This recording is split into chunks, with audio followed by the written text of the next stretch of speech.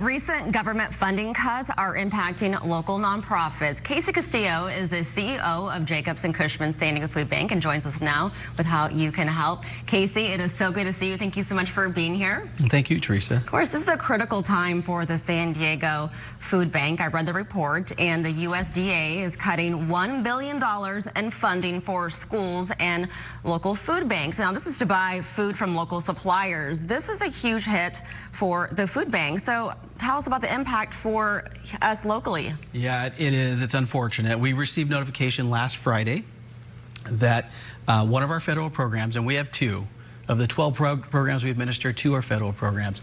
This particular federal program, the notification was that they're canceling truckloads of food to us over the next 4 months. That'll be, for us here in San Diego County, about 25 truckloads. That accounts for about 2 million pounds of food, about 1.5 million meals. So it's a big deal. It's unfortunate. This is nutritious food as well. We're talking about truckloads with frozen meats, eggs, cheese, milk, good stuff, things that our families need. 2 million pounds of food and about 2 million meals. So how is the food bank going to respond to this? Yeah, you know, we've been there before, and I say we, using the community as the royal we.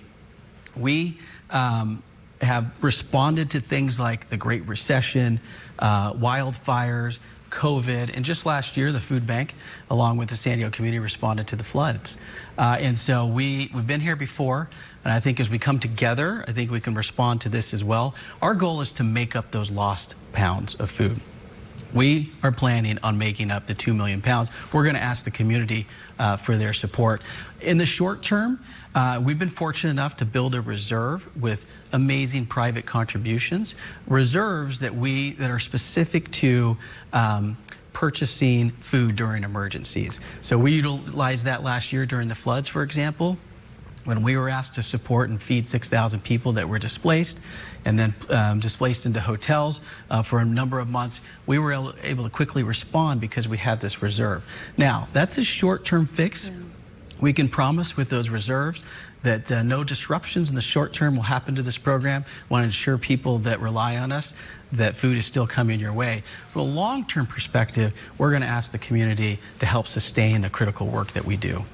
I have toured that warehouse with you 3 years ago, and it's pretty incredible the amount of food that is there and how many distribution centers that you have to help so many families. Paint a picture for us. How many families a month does the San Diego Food Bank serve? So you're right, it's a big warehouse. We actually have two warehouses, one in Miramar and one in Vista.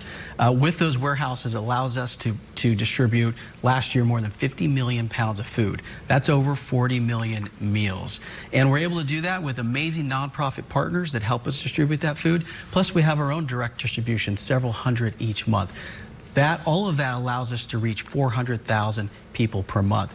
This particular federal program that I'm talking about that will be impacted, through that program alone, we serve 90,000 people a month. Nearly a quarter of the amount of people we serve, we do through this federal program. It's called the Emergency Food Assistance Program. That's where some of the cuts are taking place. It's going to really hurt families. These are low-income individuals and families. So we're talking about seniors living on a fixed income, the working poor, children, military, and that would be veterans and active military, and those with disabilities. For example, families that we serve under this program would be a family of four making less than $35,000 a year. So these are going to people that need our help, need a little bit extra assistance. The food we provide supplements them and helps them get back on their feet. Yeah, all those families too that depend on those nonprofits as well. You had mentioned that the food bank works with and partners with more than 400 nonprofits. So I can't even imagine the impact. Yeah, so to do our work, we partner with 450 nonprofits that have feeding programs. They get their food from us, then take it back to their neighborhoods and serve their neighbors. For that federal program that we're referencing, we utilize 75 or 74 nonprofits that help us distribute that food alone. So yeah, this impact is not only on the San Diego Food Bank. most importantly is the people that we serve, but it'll have an impact on the nonprofits that we also serve as well. Okay, before we go, what is the website so our viewers can help? SanDiegoFoodBank.org. We try to make it as easy as possible to support our mission and engage in this work. You can provide monetary donations. You can host food drives for us. It's going to one of the ways we're going to tackle this. And then you could also volunteer and help us source that food that we're going to bring in. All right, Casey Castillo, CEO of the San Diego Food Bank. Thank you so much for your time.